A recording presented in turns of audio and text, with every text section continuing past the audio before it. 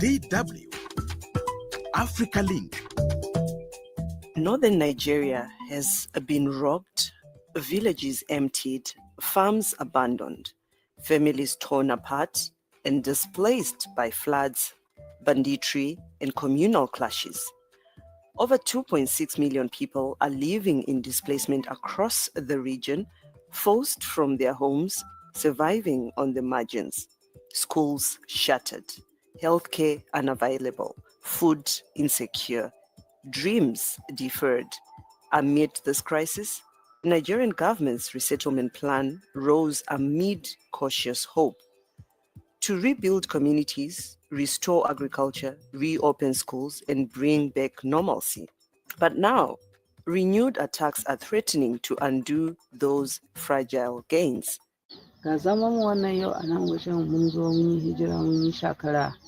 We migrated here about 10 years ago. There is still no peace. We want to return to our homes, but for those who have gone back, we often hear that there is still insecurity here and there these days. It would be better for us to stay in one place, but ideally, we would like the government to support our businesses. Without farming, some people have nothing to do. Even with farming, going to faraway farms near the bush can lead to problems. Flooding has destroyed some farmlands, leaving nothing behind in the areas damaged by water.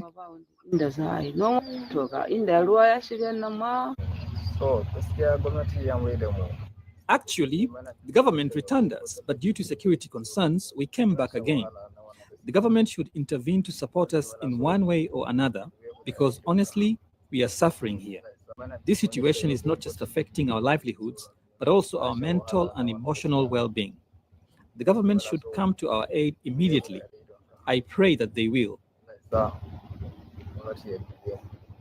In this podcast, we ask, are the latest waves of violence and insecurity putting the resettlement plan at risk? What happens when people return? Who pays when protection fails? And can institutions, federal, state, local, and humanitarian, pull it all back from the brink? That's what's coming up. Stay tuned. My name is Josey Mahachi. Welcome to Africa Link, the podcast that connects you to the stories that matter from and on Africa. Africa Link, every weekday here on DW. In Borno State, northeast Nigeria, the government has closed all official displacement camps, relocating over 150,000 people under its resettlement program. The goal to repopulate rural areas and signal progress against insurgency. But for many families, leaving their camps has meant new risks, renewed militant attacks, food shortages, and a lack of schools and clinics. Now, what was meant as a step toward recovery has, in many cases, deepened insecurity. Joining me for this episode is Dengiyefa Angalapu of the Center for Democracy and Development on the dangers of the strategy. And from Abuja, DW's correspondent Abiodun Jamiu shares the lived realities of resettled families.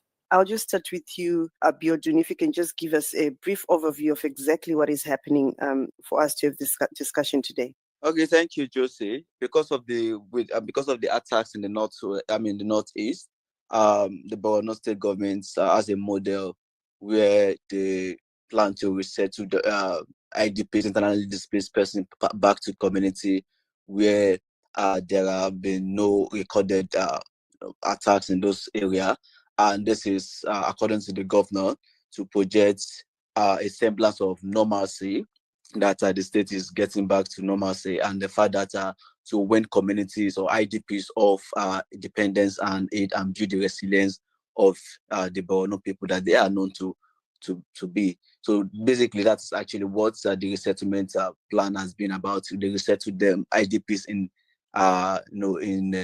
displacement camps to new areas that are safe, and then shut down IDP camp in the main capital. But recently, we have seen new attacks, with the resurgence of Boko Haram and an ISWAP and other group in the northeast, which means people in these resettled communities are no longer safe. There are no security for them, and we have seen some of them fleeing back to the capital city, Maiduguri, for survival and safety.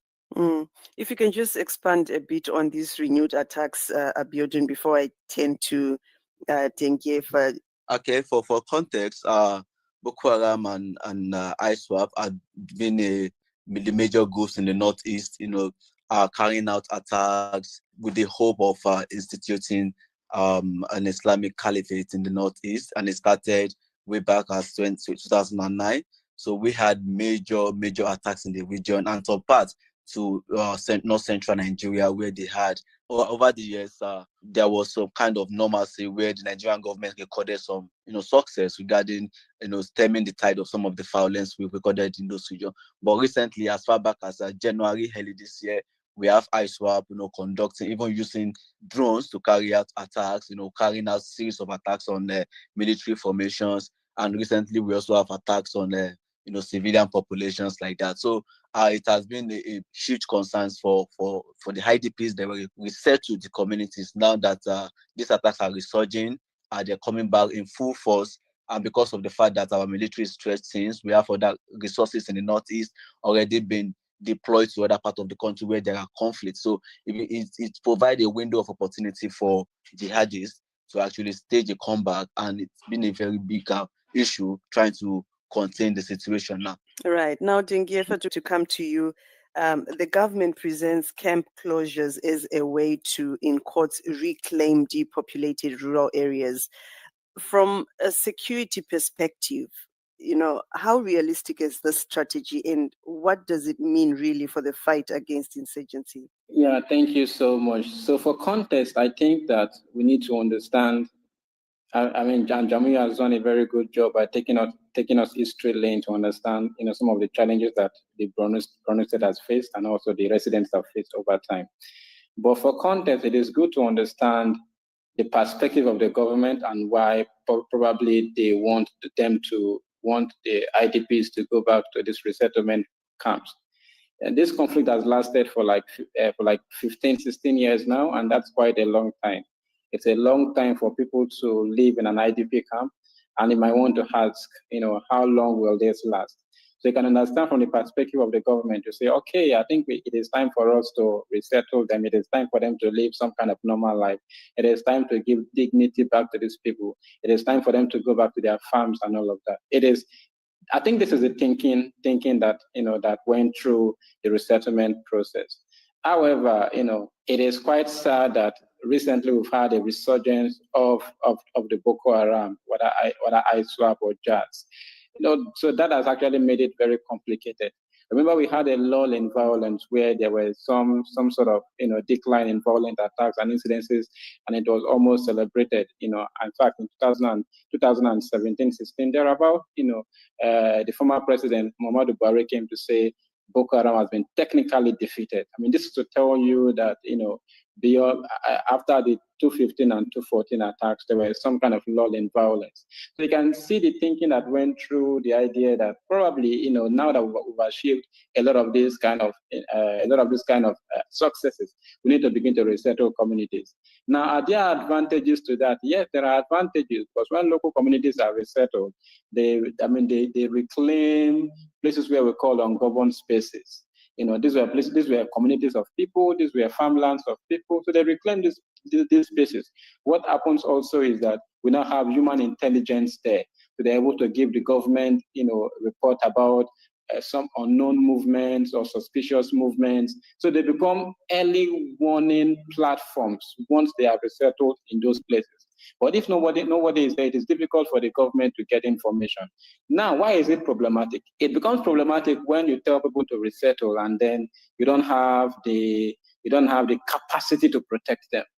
Because once they resettle, they now rely on your capacity to protect them, because it is taken for granted that they are now in a safe place and the military can protect them. So I think that beyond the Borno State government, it is a failure of the security architecture generally that needs to be blamed for the system. It is not just the system, it is not just a resettlement policy, but a failure of the security agencies to protect them. Because, if they can attack them in a resettled place, really, it also means that even the IDP camps are probably not safe. So if we are creating a safe spaces for them to go and resettle them, I mean, no matter how long the conflict takes anyway, we are going to get to a place where we are going to talk about resettlement. But how and when is actually the challenge in this matter.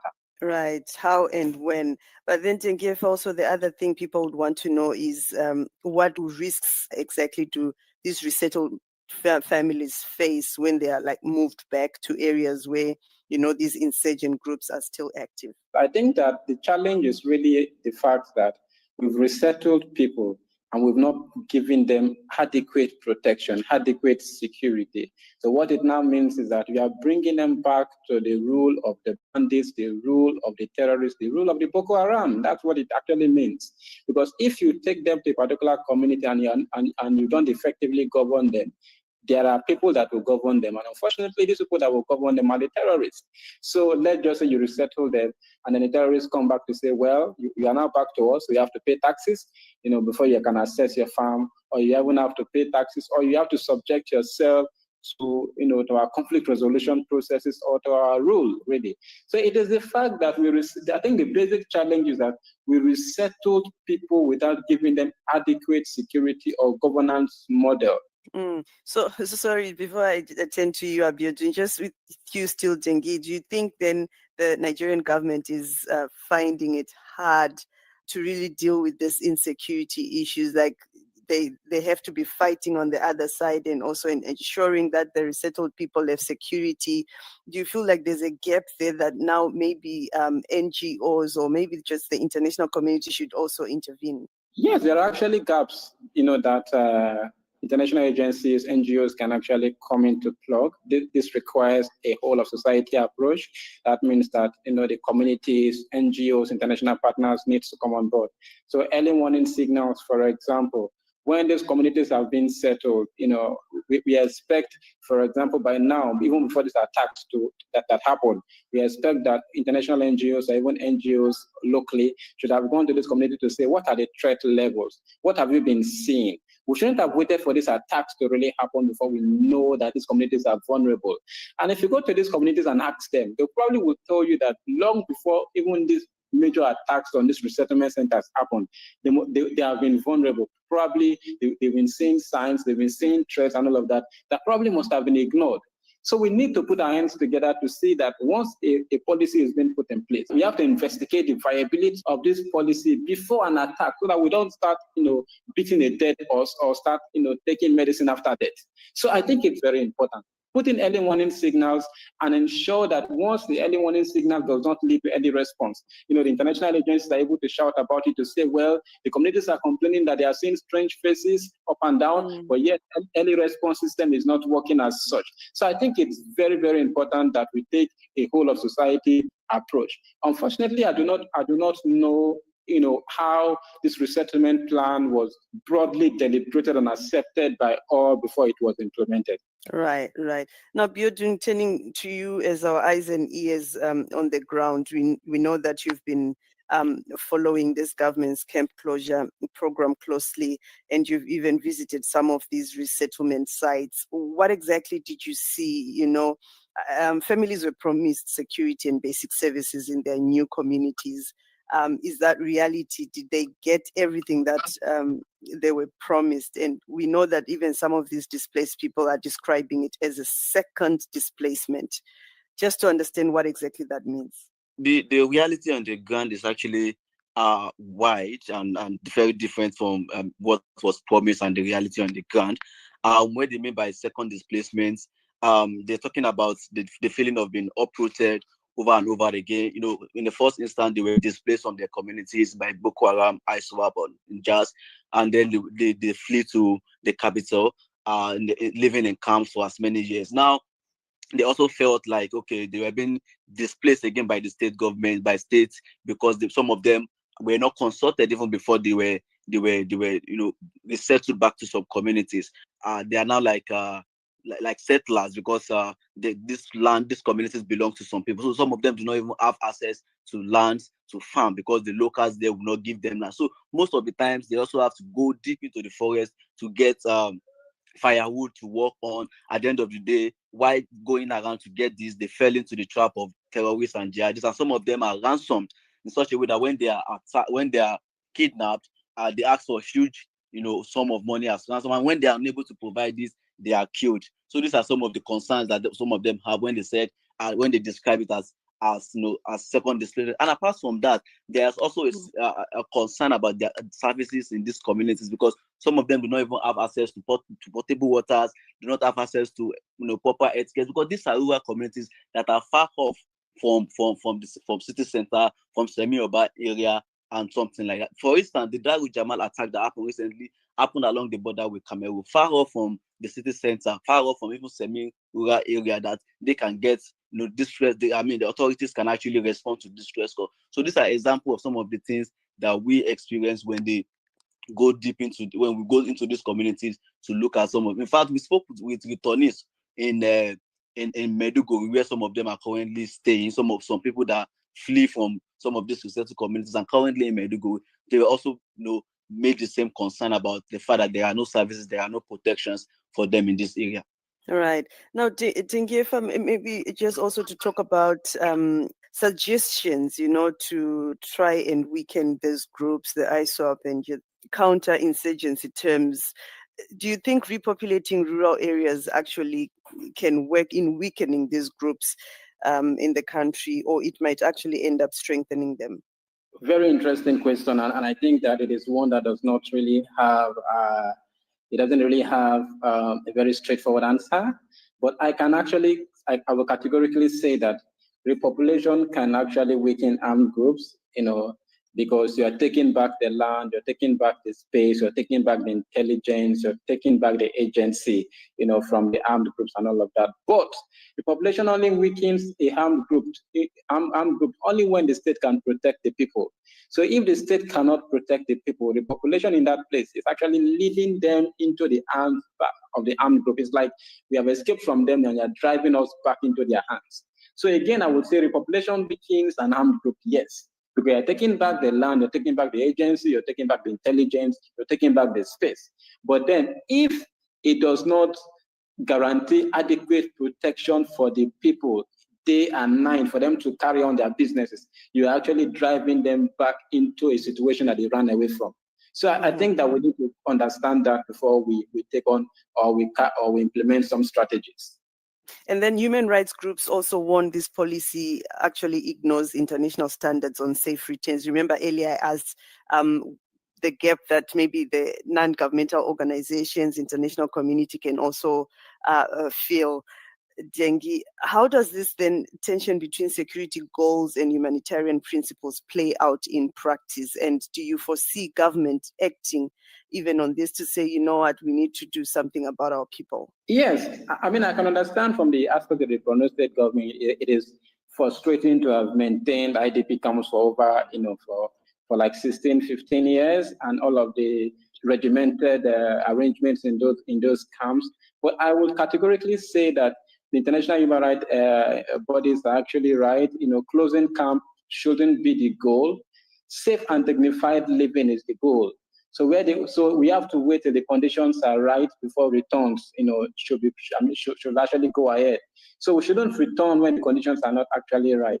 So where conditions are not right, we should pause and then strengthen the conditions before we go back. I am not sure that any NGO or any international government agency really would say, oh, we shouldn't resettle. But the timing and then how that is done, the strategy is very, very, very important. So overall, it is the condition and not the dates that drive decisions. So you have to publish the criteria, you have to verify them independently before you move on to ensure, in fact, do a very good intelligence security mapping on those places. If it is possible, set up security architecture around all of those communities and ensure that the communities are even close to one another. If you don't have the security that would move very far immediately to respond, let them be close to one another so that you can protect them So those communities now become a very big IDP camp, guided by security agencies before you can deploy them or tell them to move to those communities, because we cannot be driving our population back into the hands of the terrorist group that they are running away from. Now, Abiodun, both are mentioning obviously these militant attacks resurfacing in Borno. That's what we are talking about, just to also remind our listeners. But I've seen other states in Nigeria coming up with their own strategies to protect themselves, in neighborhood watches, their own security groups. Do you see that happening in Borno State? People feel unsafe, obviously, being moved to these places? So my question is, do you see them starting something or coming up with their own solutions to ensure safety and security for themselves? They tried that over and over again. We've had the joint task force in Borno that actually proved to be quite very helpful, working with security, conventional security operative in the region. Some of them are overwhelmed in the sense that there's no apparatus that they can build up that will match to the sophistication of terrorists or jihadists like Boko Haram and ISWAP. So most of them, they are left in the cold. There's nothing they actually can do. Most of them. That is why we see some of them, fleeing back to the city, to Maiduguri, to the capital, to actually, ensure their safety. So because they cannot match up with the sophistication and the brutality of the jihadists like Boko Haram and ISWAP, the kind of consequence that comes with deferring these people is too huge and brutal for them to even say they want to put up a defense, they want to, protect themselves against these people. And Dengi, Nigeria's military has been stretched thin for years. This insurgency and insecurity has been going on now for long, and obviously everybody in the world wishes that there can be a permanent solution in Nigeria. But do you think it has capacity to both fight insurgents and also protect these resettled civilians at the same time? Yes, so I think that the military can actually do that. And beyond the military, we have different security architectures. We have the police, we have the civil defense corps, we have the DSS. We have different, a lot of architecture that can enhance their values, resources to fight these insurgents. I think that it's a matter of strategy and then culture, really. If you know that your resources are thin, you do not need to spread them wide in a manner that that is difficult to manage. So we already know we have difficulty with respect to personnel. We already know we have difficulty with respect to technology. So what do? Like I said, the resettlement plan is not a problem in itself, really, but it is the protection of the civilians. So you ensure that you bring all of the resettlement places to areas where they are closed. So you have clusters. So for example, if you have 2 or 3 clusters, you put the resettled people in those clusters and ensure that all of those clusters are guided very well, so they are adequately protected. So those places now become the safest places for those people to be. So that's why I said those clusters now become the big IDP camp. Of course, I sympathize with the people of Borno and the Borno State government for having maintained IDP camps. It is not easy to have maintained IDP camps for this long. I am not sure that there's a special budget from the federal government to say, oh, this is particularly for IDPs, beyond perhaps support from the Ministry of Humanitarian Affairs. So there is no special budget to say this is it, and I can understand the frustration. But then we should not, because of the fact that we need to ensure, we just want to say, oh, the conflict has reduced, we want to ensure that, oh, we don't have IDPs anymore, push people back into the front lines of terrorism. So we should ensure that we put them in different clusters and have them guided. Our security is stretched, but if we put them in different clusters, we are able to guide them adequately. But if you put them in different communities, very far, and then far from security agencies, far from different checkpoints and all of that, you can be rest assured that those communities will be very, very vulnerable because they are far from the response system of security agencies. Dengiyefa Angalapu of the Center for Democracy and Development, and from Abuja, our correspondent Abiodun Jamiu, many thanks for joining us. Get the stories that are shaping the continent here on Africa Link. We asked some Nigerians about their sentiments on this development. Take a listen. You've heard from some Northerners, and they're hoping for a tangible and permanent solution. Now that's it for this edition of Africa Link. Remember, you are not just a listener, but you're a vital part of our community. Your engagement can shape the direction of our discussions. We highly value your insights and encourage you to share your thoughts with us. Remember, you can find all of the Africa Link podcast episodes on Spotify and Apple, or wherever you listen to your podcasts from. This episode was co-produced and edited by Isaac Mugabi. My name is Josey Mahachi. Thanks for listening. Until the next one, it's bye for now.